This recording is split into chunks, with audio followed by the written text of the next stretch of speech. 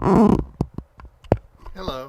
We come to week 5, class 5, in our charge through the historical books of the Old Testament. And so we come this week to the first book of Kings, the first of our two looks at the single work, which we traditionally now divide into two and call First and Second Kings. But as with Samuel, I want to remind you that the books of Kings are actually a single book of Kings, as we would say, bound into two scrolls for practical reasons. Now, I've sent you a number of things today to look at. Let me first just start with this little article from The Spectator, which I guess is too bright, you can't see. There it is, which refers to, since my first and most basic point today is that the books of Kings, for all their being historical books of the Old Testament, are actually theological works. And so, since I read this in the last week, since I spoke to you last, and it's about the murder of the French priest who was killed while saying Mass in Normandy, I thought that I would send it to you, first of all, because in all of the we get 5 newspapers in this house because my father-in-law likes to read the newspaper, though it's very difficult to tell if he actually reads anything, but he likes to, go through. So we get all kinds of newspapers. We get USA Today, we get New York Times, we get the Washington Times, we get the Washington Post, and a whole bunch of magazines. And in all of that stuff, no one ever mentioned that I saw that when he was forced to his knees before this young man cut his throat, that he said to him, "Get thee behind me, Satan," which is, as this woman, she writes the language column for The Spectator from London every week. And it's perfectly clear that he, in the Christian tradition of martyrdom, addressed his murderer with a statement of faith in imitation of Christ. A remarkable. That's probably why most of the American newspapers that we had would never include that, because of course it makes Islam look bad and Christians look good, and that can't be right. So they would never say that. But I included this because it is, among other things, theological. And I wanted to point out to you the fact that theologically, we do not live in a different age than the Old Testament people about whom we are reading lived. So there's a whole lot more to say about that. They're wonderful. I've just given you all of you who preach, a wonderful sermon, at least one. And I hope that you can see the sermon I gave you. Now, I sent you 2 listings of the kings of Judah and Israel. In the old days, when I used to use WordPerfect and I could actually manipulate my computer, before I ended up with just Word, because it's a long story and it has to do with using other kinds of software. But WordPerfect is good and Word is bad. If I were writing a historical book of the Old Testament, I would say Word is wicked and WordPerfect is righteous. But anyway, I can't do these things anymore on my computer with these boxes and everything. So I sent you 2. The first one has a color title. There it is, Kings of Israel and Judah, and that's the one I'm looking at now. And I included this one. I thought it was useful because it has the prophets put in the boxes at the same time as the kings during whose kingship they prophesied. And I thought that was a useful thing to have. And then for the other one, I included the other one because I thought it was useful for you to have it, because it does a better job of paralleling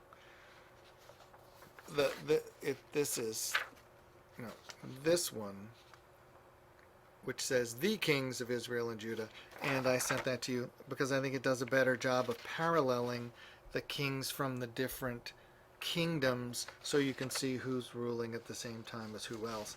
It doesn't tell you if they're good or bad, and it doesn't include the prophets, but it does a better job with the kings themselves of paralleling them, so I sent them both to you. By the way, good or bad, right? And the first one, this is not, where did I get this from? This is not the judgment of the particular person doing this data entry in his computer. This comes directly out of the book of Kings, just to make sure you know what's going on. Always tells you very explicitly whether or not someone is a good king or a bad king, so there's no question. And that is at base the most demanding evidence for concluding that this work is intended to be theological in its essence rather than historical.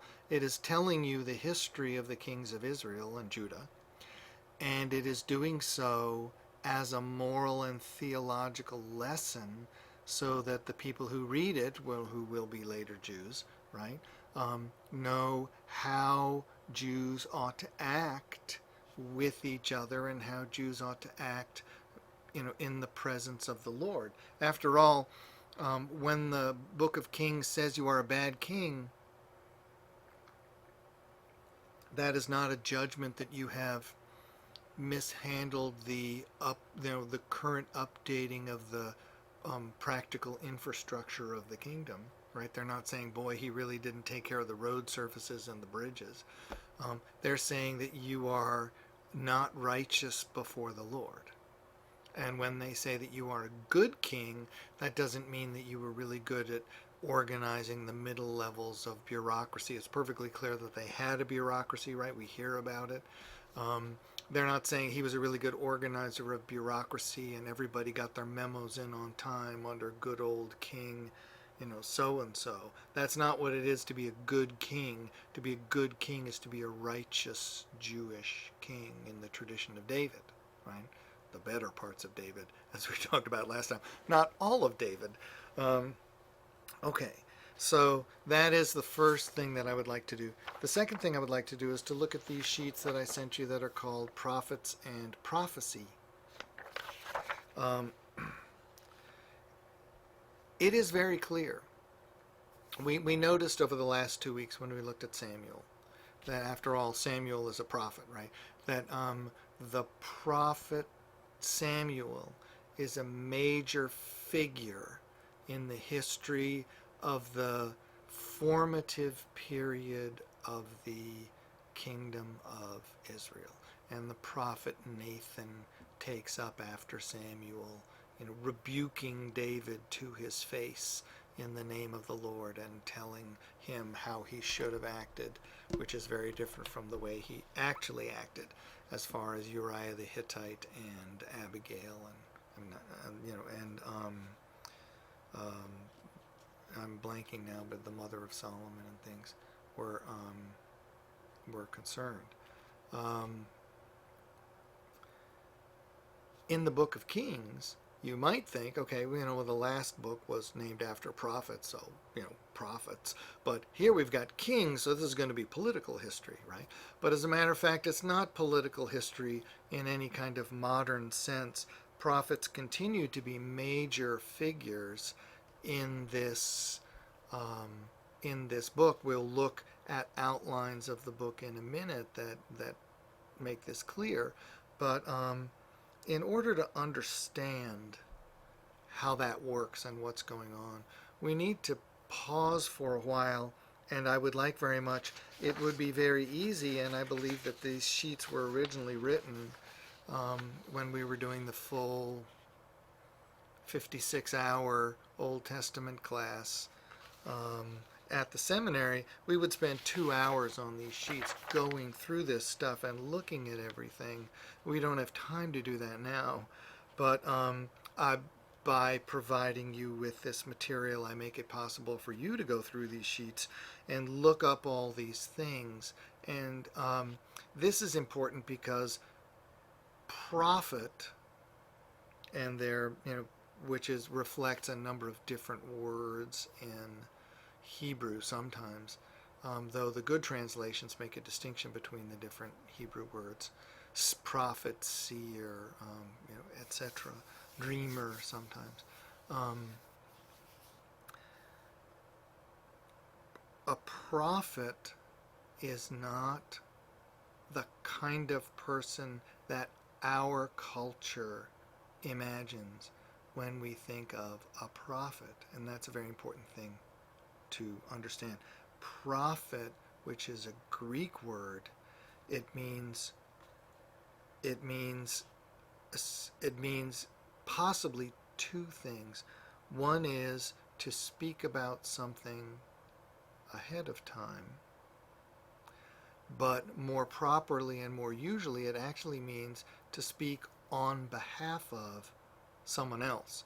So, for example, when a country sends an ambassador to another country, right, to speak on behalf of the government of that country, the proper, the word there, actually, interestingly enough, they use sometimes the word presbytes, which is related to presbyter, but you could also use the word prophet. An ambassador speaks on behalf of the king or government which he represents, right? And so when a prophet in the Old Testament is not properly understood as someone who predicts the future, though prophets sometimes do predict the future, right?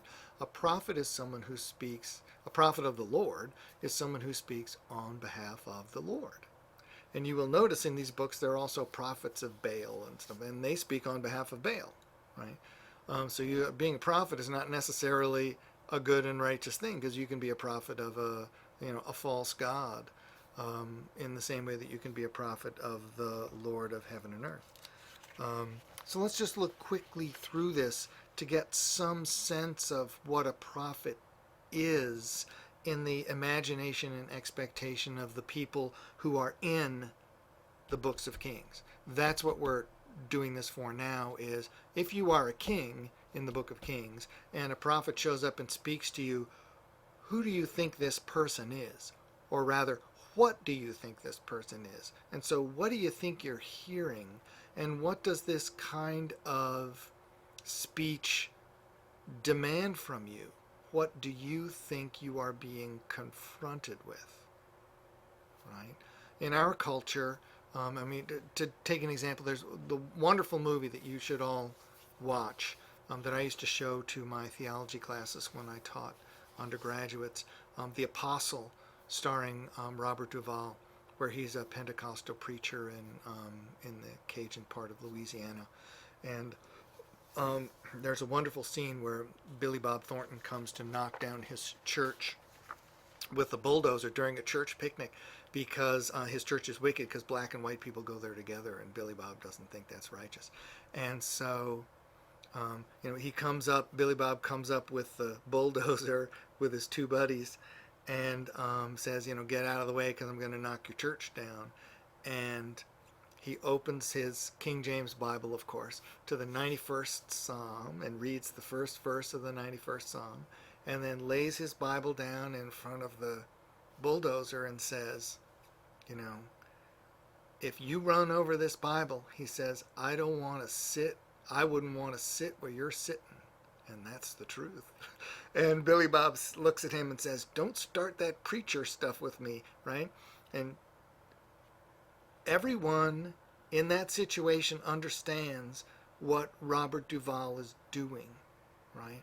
The reason why I showed this to my very traditional, pious Roman Catholic students at the Roman Catholic College I taught was they had no understanding at all of a Protestant understanding of Scripture.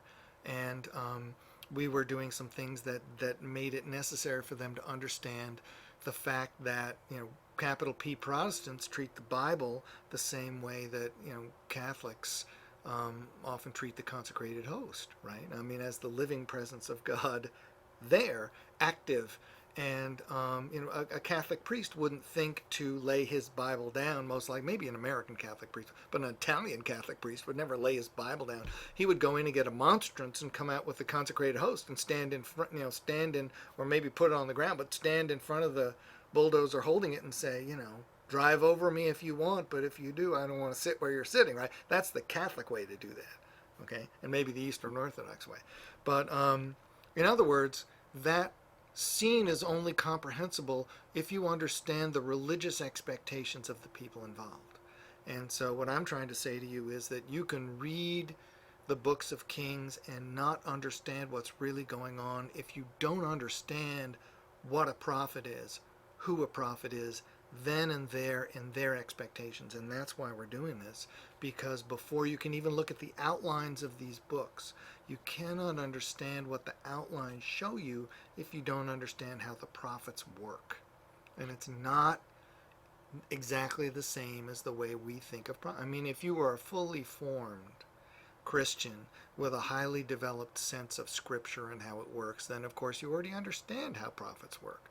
But I'm intending this to make sure that we'll all end up on the same page. Okay, so that's what I'm trying to do. So let's look here quickly through. There are, as always, I have drawn these things from different secondary sources, these suggestions of how to do this.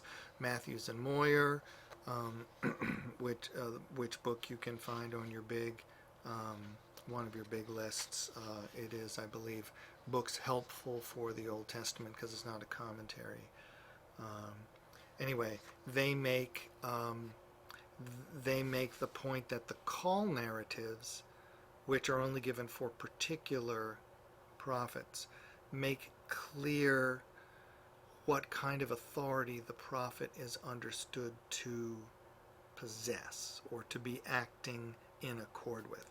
So the most famous one I would think would be Isaiah's call. Jeremiah and Ezekiel also have some things that parallel that. It's as I note in the notes here, if you look at the way these calls are structured, it's very clear that prophets are not sent to speak to a particular group of people who were theologically or religiously special or trained to receive them. Prophets are meant to speak to the world, to the people. Maybe to the Lord's consecrated people, his covenant people, maybe sometimes to the whole world. But you don't have to be trained to receive a prophet's words intelligently. Prophets can be both male and female, right? Prophets relate to people of all different kinds, not just religiously, but also politically and socially and stuff like that. As I mentioned before, one of the great passages in the Old Testament, I would say, is when Nathan tells the story of the poor man and his ewe lamb to David, and arouses his moral indignation, and then turns it around. Thou art the man. You're the one who did this. Rebukes him to his face in front of a whole throne room of people. That's speaking truth to power. We like to talk about that in Washington, but we don't actually like to do it because it hurts our careers. Anyway, okay. Prophets have their own special existence, as is made clear. And one of the things which is interesting about prophets is that there seems to be a continuing group of prophets, even a continuing multi-generational career path for prophets. There are prophets who are sons of the prophets and whose parents are prophets, and they appear when Saul is found among the prophets. He goes and joins one of these traveling band of prophets, and they're not celibate people. They have wives and families, and they clearly are not doing this 24 hours a day, you would think, because they couldn't, otherwise they couldn't have wives and families. But this sort of being a prophet is a sort of potentially a semi professional operation, and the prophet Amos is one of those who is not from this background and makes it perfectly clear to those who listen to him that he's not from this background. Harrison is very good. We're now in the bottom part of the first page. Harrison's very good in pointing out that there are actually a number of different words that are used for those who speak on behalf of the Lord in Hebrew. Navi is the most common Hebrew word for prophet, maybe the archetypal word for prophet. There are other words that also parallel that, and they seem to be somewhat more specialized. It's interesting. Harrison is quite right. A lot of religious confrontations happen at high places when people are going to offer sacrifices to the Lord, and so some scholars have suggested that prophets may have worked at these cultic sites, these high places where people would offer sacrifice. And Harrison is quite right to say that we see scenes where they are present there, but it is not made clear to us that they actually are assigned there or go there. For all we know, they may be going up there to make a sacrifice like everyone else. I mean, they're Jewish people too, and they have to do the same things that other people have to do. So, okay. At the very bottom of the page, the Interpreter's Bible Dictionary. The relation of prophets to the books that bear their names is varied and unclear. Ain't that the truth, right? The only of the prophetic books that carries a prophet's name off the top of my head, and this is off the top of my head, the only one that I think says something explicit about it being written is Jeremiah, and we know the name of his scribe and helper Baruch, who is, I believe, the only author of an Old Testament book, at least in some form, whether how he relates to the final version that we have, and there's more than one final version. We're not going to do Jeremiah now, but how he relates to the version that we read is unclear. But there is some point at which Baruch is involved in writing a book that comes from Jeremiah and contains his prophecies, and that's more than we can say about any other prophetic book, let alone any other New Testament book.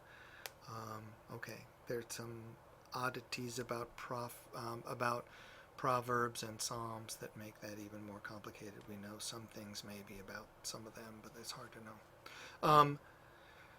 Here on the second page, look at the bands of prophets to see how those groups of people travel around. You can see in 1 Samuel 10, 1 Kings 18, Jeremiah and Amos all have mentions of this kind of activity.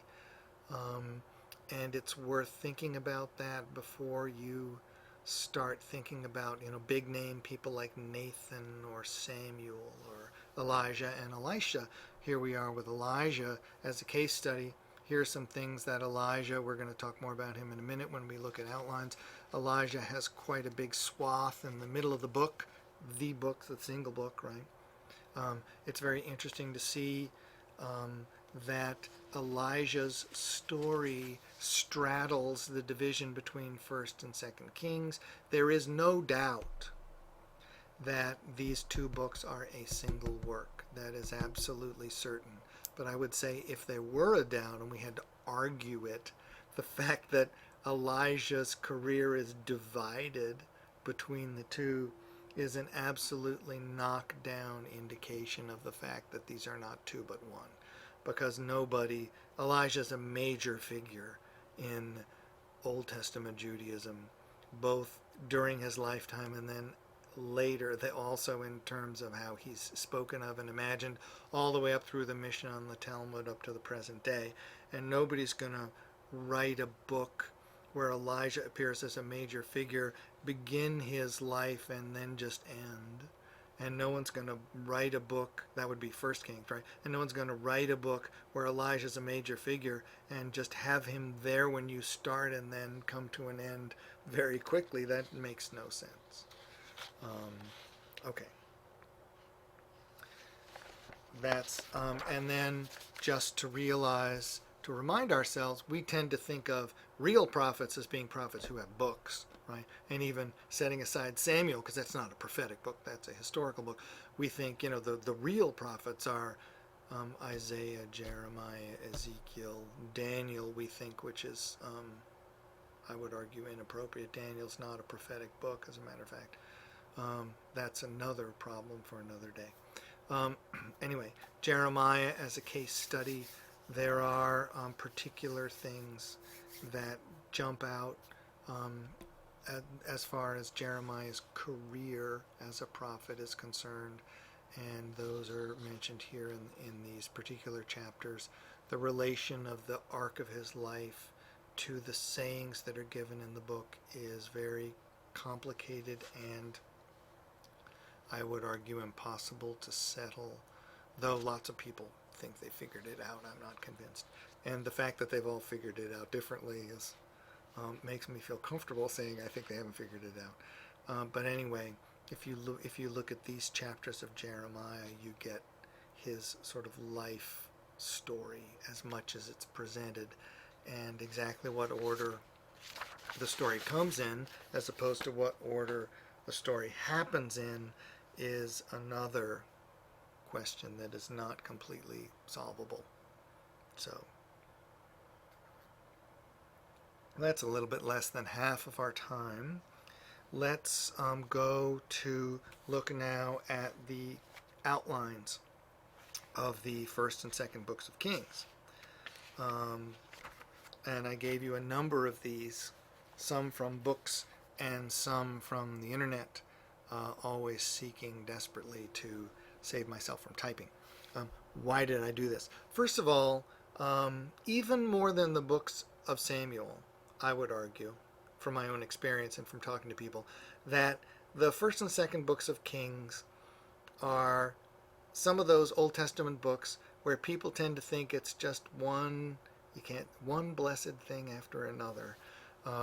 It's just a whole collection of stories, and people read through, and some of the stories are really gripping and interesting. Some of the stories really don't resonate. Some of the kings, they rule, and they do evil in the tradition of their father, and they die, and then they're buried with their fathers, and someone else becomes king afterwards, and he's the son of so-and-so woman, and you just go through and nothing much happens. And I would argue, and I'm going to use some of these outlines to argue, that this is in fact an insufficient understanding of the book. It's not just a catalog of events. There's more than that going on. It is, as a matter of fact, theologically and literarily constructed. It does seem very clear to me as a reader that the work is intended to provide a narrative of kingship, not beginning at the beginning of Kings, because it doesn't begin at the begin. It doesn't begin with Saul. You get Saul and David really, and the first Kings really begins with Solomon. But it does intend to give a narrative of the kingdoms of the Jews from Solomon through the collapse of the final one and the final taking away of people into exile in Babylon. It does seem to me to purport to be written roughly in chronological order. No book could be written completely in chronological order, because once you get multiple kingdoms, the kings last different amounts of time. That's why I gave you those outlines where it puts the kings up next to each other. The kings last different amounts of time, and so if you're going to talk about one king in one kingdom, in the other kingdom there may be multiple kings going by. So if you're going to make an organized tale of the reign of someone who lasts a long time, you're going to have to catch up with your tale of the other kingdom. Otherwise, you're going to have to intersperse Kingdom B with Kingdom A, and it's going to get hard to find. And they tend to take one king at a time on the grounds of clarity, I think. Okay. So generally speaking, Satterthwaite and McConville thanks to Larry for reminding me of the title of that book that I can never remember to go down and look at. It's Exploring the Old Testament. Okay. Makes clear you begin with Solomon, you get a good chunk on Solomon, then the division of the kingdoms and the early history of Judah, then you get in the middle swaths 1 Kings 17 through 2 Kings 10. The two kingdoms are going along, and you get the prophetic careers of Elijah and Elisha, which really are so important they kind of overshadow the kings, which tells you a lot about what's really going on in the books. And then you get the last years of Israel, which is the northern kingdom. It's very hard to remember. The kingdom of Israel is the one that doesn't have Jerusalem. The kingdom of Judah is the one that does have Jerusalem.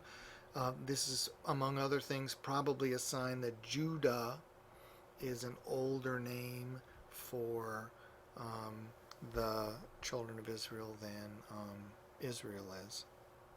It being, given to. Sorry, I'm trying to make that less. It's a little better. I can't turn off. Maybe I can. If I turn off everything, no, then you can't see anything. It's very difficult to make the lighting right here in this little corner that I'm inhabiting. Maybe that's as well as we can do. Okay. This is generally speaking what's going on, and it's very interesting that even when you boil it down to just 5 sections, the central one and a very big chunk is really centered around the 2 major prophets, Elijah and his disciple Elisha. Okay, an important thing to notice before we go on. Then you get the second outline, which I got from truthsaves.org and downloaded from them. And this is interesting because this seems to picture the book. I'm speaking of the book as a single whole, the Book of Kings, as a sequence of tales that are centered on a succession of a relatively small number of groups of main characters at each stage. Right? So first you get Solomon and what he does. Establishment, administration of the kingdom, what he does with the temple. Here comes the Queen of Sheba, and then he comes to a sad end. Then you get the splitting of the kingdom, Jeroboam and Rehoboam, and then transitioning to Ahab. And then you get this sort of pair of Elijah and Ahab, prophet versus wicked king. You get the drought, confrontation with Baal, the still small voice where he has to run away because the king is so hostile he's going to do away with one of the great prophets in the Jewish tradition. Here come the Syrians, Naboth's vineyard, where Ahab's acting like a tyrant, not like a tyrant, as a tyrant, and then the end of Ahab. Then with the beginning of the second book of Kings, with the second half of the material, you get Elisha taking over from Elijah. And you get that transition. The mantle of Elijah falls on Elisha. And you get the ruin of Moab, different miracles, Naaman the Syrian, a wonderful case of someone who begs for a miracle, and then when he's given a miracle, it seems so simple he doesn't want, what, wash in the river? I mean, come on, I came all the way here and you told me to wash in the river? And then they say, wait, this is the guy you came, the expert. My father, the organ transplant surgeon, always said that people who are extremely sick and on the point of death often make better patients for their whole lives than people who never get that sick because they get really scared. And so even then when they feel better, they do what the doctor tells them, even if it seems, not like a major thing, they do it anyway because this is the guy who saved my life. And that's the Naaman the Syrian problem, that he's expecting some extravagant command and he's just told to go wash in the river, and that doesn't seem like enough. Anyway, a good sermon or 10 there on people misunderstanding the miraculous gifts of God as being not miraculous because they don't look extreme enough. Okay, and then that is the career of Elisha, and then you get the end of Ahab, which comes to an appropriately grim end. Then you get Joash to the end of Israel and Hezekiah to the end of Judah. So you you get moving through a series of sort of central figures around whom the many details of the narrative are centered. And I access this for you because this makes some real sense. And if you're going to do Second Kings with a group of people in a Bible study, this second outline is, the first outline is accurate as far as it goes, and it does show the importance of prophecy in the story, which is not something that lay people reading the Bible often notice. This is a book of kings, so they're thinking about kings, and of course there are prophets in it because it's the Bible. But but they don't really notice what's going on. It's remarkable. You can work a very long time and have them read a lot of material, and they'll really go away and read it and come back, and they don't notice stuff because they're not expecting it. Anyway, the last one that I actually typed for you at great agonizing length comes from the New Jerome Biblical Commentary, and is useful, I think, because it's almost a table of contents, which is a very good thing to have for a book that has lots of content. But also, it is written from the point of view of this comment at the top of page 3. The text of 1st and 2nd Kings contains well-crafted literary work.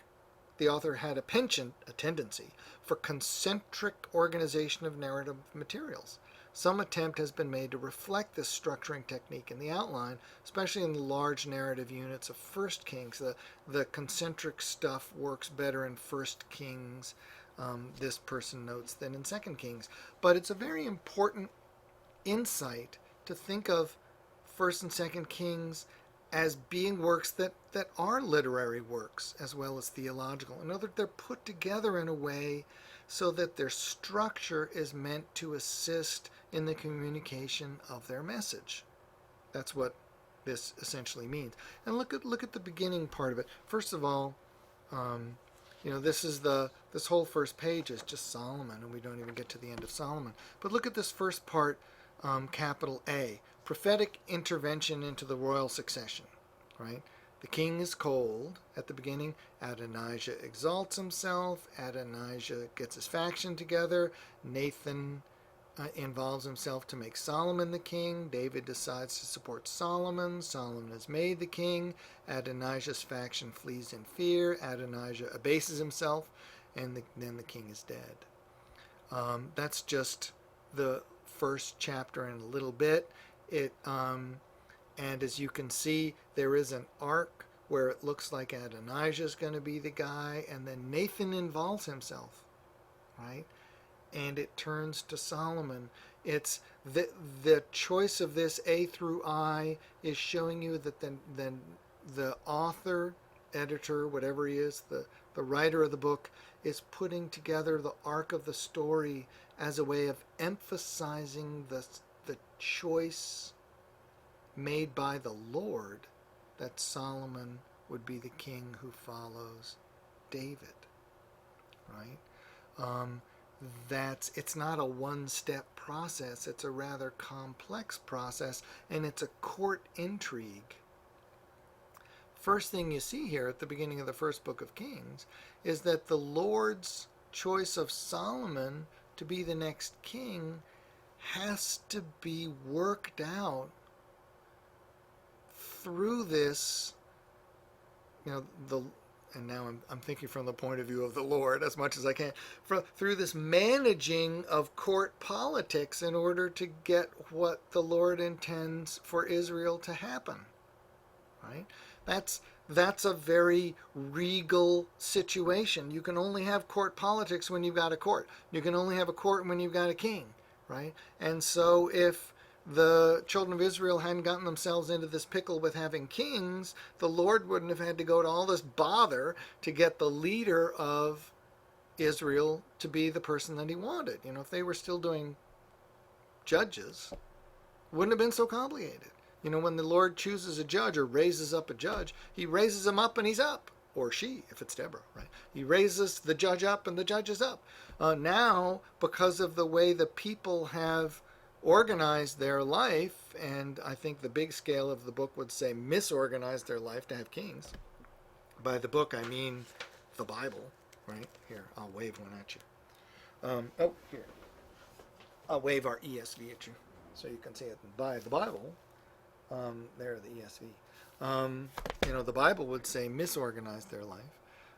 Because of that, the Lord's working out of his will in the world is made more complicated, but he does it anyway because he's trying to save the people, not abandon them to their own, difficulties. Okay. There's a parallel, the king is cold versus the king is dead. Adonijah exalts himself versus Adonijah abases himself. Adonijah's faction gathers versus the fleeing. Nathan plots versus Solomon being made king. And the middle one is David decides for Solomon. Right? So that's the concentric outline.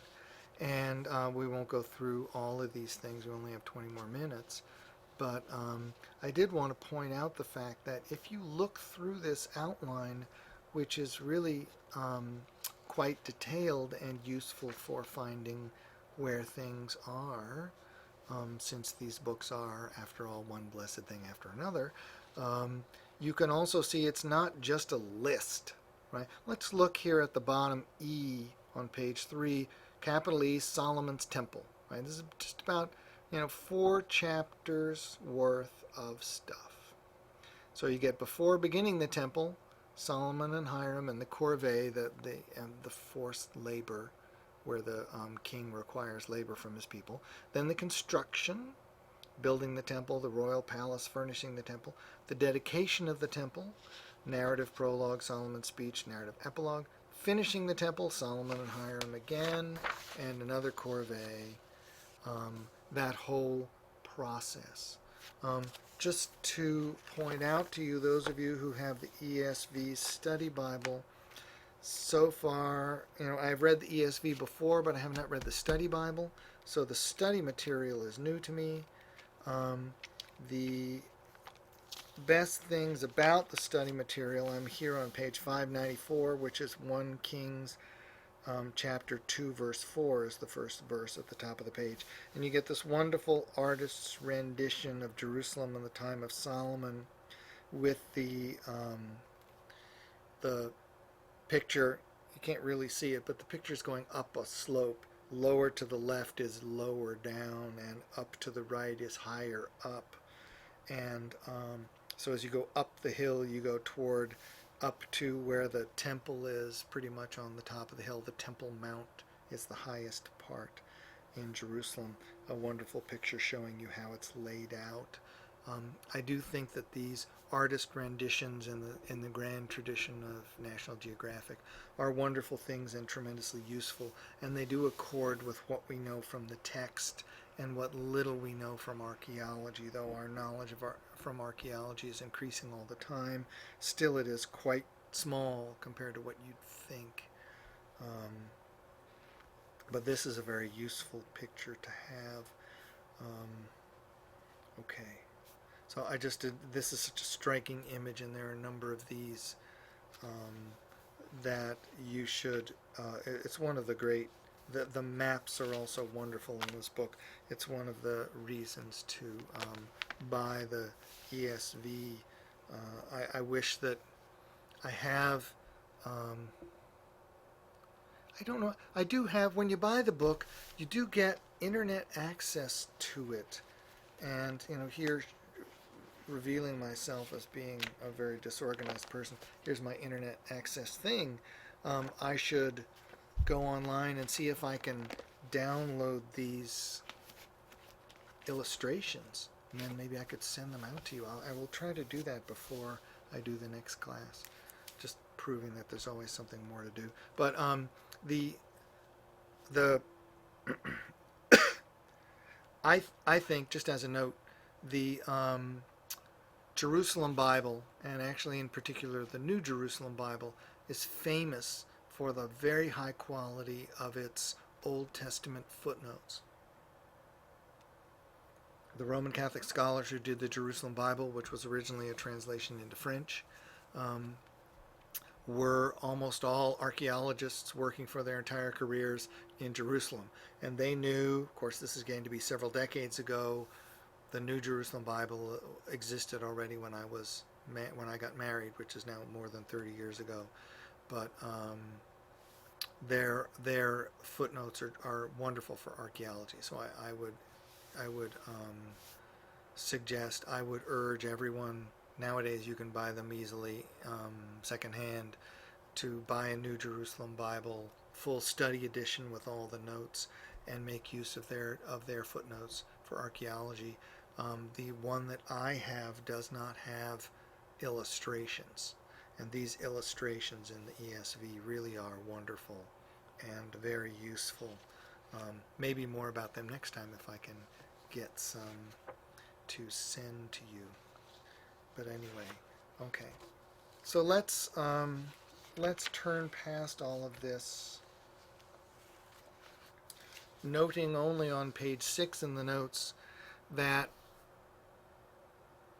the northern kingdom is done away with in the 700s, and the southern kingdom, centered on Jerusalem, Judah, lasts into the early 500s, 587. The fall of the Samaria is 721, and the fall of Jerusalem, final fall of Jerusalem, is not till 587. 100 and almost 40 years later, if you're figuring 20 years as a generation for them back then, that's 7 generations.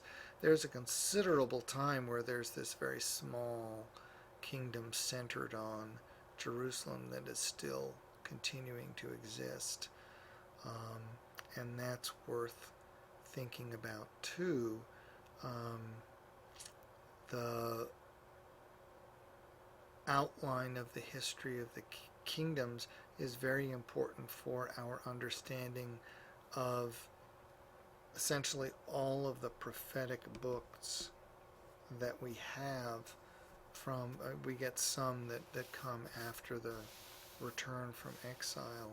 So I guess that also is a part of the history of the kingdoms of Israel. But even starting with Amos, who's maybe the earliest, all of these are, in order to be understood, you need to know what's going on with the history of the kings. So another reason for trying to get a general outline of these books in your head. Okay. A few things to notice. We spoke, I'm here on page 6 of the notes. Again, Satterthwaite and McConville. I spoke last time about the fact that I myself am not convinced that the picture of David in the books of Samuel particularly is a whitewash, because it is, to my mind, so negative. And Satterthwaite and McConville emphasize that fact, the fact that David allows there to be this struggle over his,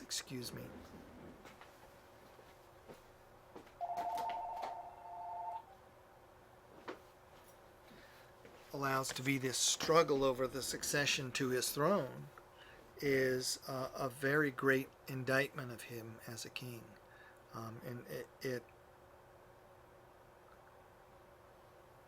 makes him look very bad.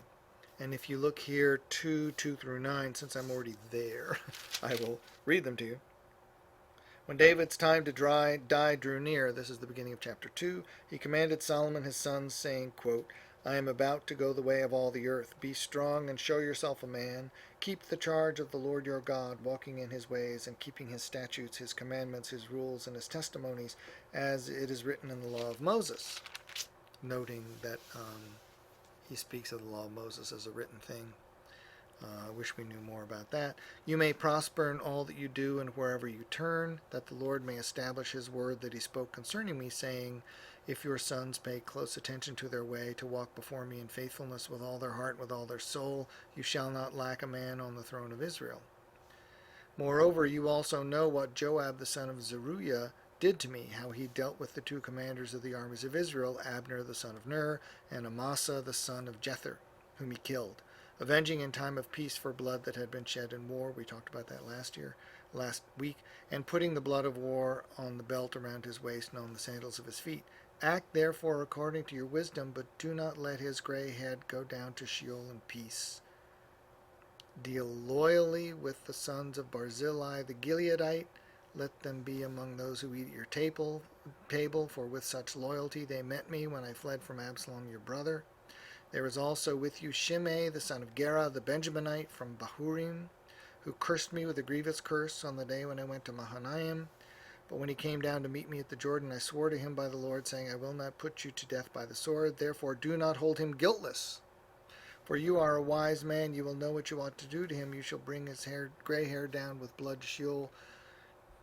Two people whom, this is almost never brought up or thought of, but I've never, anyway.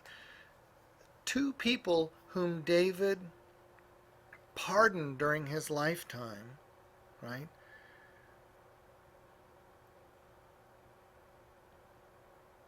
Abner and Shimei.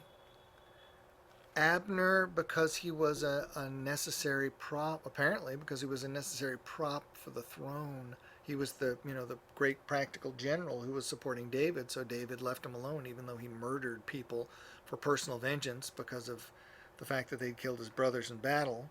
And then this guy Shimei, remember, who curses David and throws dirt at him and stuff when he's flying into exile, and the things that he accuses David of were misbehaviors that David had actually performed. So David says, leave him alone because, he's saying true things to me, treating him as if he were kind of prophetic.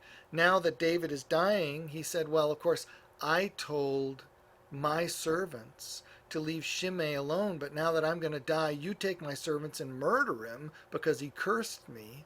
This is real wickedness. And this is deathbed wickedness, which is very bad in moral terms. And because in the next verse he dies, then David slept with his fathers and was buried in the city of... that's a very bad end for David. Very difficult to point this picture of David out as being a whitewash. He's leaving behind Solomon to go on a vendetta on his behalf. He's, like the Godfather saying to someone, "Don't worry, I'll never have you killed," and then calling his cousin and say, "I said I wouldn't have these guys killed, so would you have them killed for me?" As if that's, I'm keeping my word. I'm an honest man. That's real wickedness. David comes to a very bad end. And what that means, I'm not one of the 12 disciples sitting on a throne judging the 12 tribes of Israel, so it's not my problem what to do about David after he does this. But one of the things you don't do about David is put him up as a moral example before. I've never pointed out David to my son as a moral example, and I never would, because I don't think he is a moral example. Okay? When he's repenting, that's fine, but as a person, he's not so hot, in my opinion. Okay. Continuing on from there, let's just look at the very bottom of 6. We've got a few minutes. We can talk about the battle against Baal and Ahab's line. This is very interesting. This is a sidebar, one of those little boxes on a side of a page in Satterthwaite and McConville. And it's a very interesting thing. If you look at these passages, 1 Kings 17 to 18, which is the famine in Israel, and then Elijah's contest, with the prophets of Baal. The next chapter, 19, Elijah's discouraging Jezebel when she's not repentant, and, the still small voice. Then when he prophesies judgment against Ahab and his family, when Ahab dies in 1 Kings 22. 2 Kings 1, Ahaziah the son of Ahab dies. 2 Kings 9, Joram the son of Ahab and Jezebel both die. Grimly. 2 Kings 10, the destruction of all of the surviving members of their family. And then right after that, the slaughter of the priests of Baal and the destruction of the Baal temple in Samaria. Note especially verse 28, thus Jehu wiped out Baal, right? Baal from Israel. This whole thing, there is quite an extensive history, 17, 18, 19, from 17 in the first book through I think that's almost the end of 10 in the second book. There's a sort of extended face-off between Ahab and his line, who were really supporting the pagan worship of Baal in the northern kingdom, and the prophet Elijah. Ahab is one king and he's a bad king, right? So if the book is written to provide you with moral examples, nothing that Ahab does is, I guess they could all be moral counterexamples. Don't do like this, right? It allows you to appreciate the career of Elijah is an important thing. But there's good reason to think that the story of Ahab and his struggle against the Lord's great prophet Elijah, and then later, Elisha, through his descendants and Elijah's spiritual descendant, Elisha, is a way of personifying a very basic struggle in the life of Israel.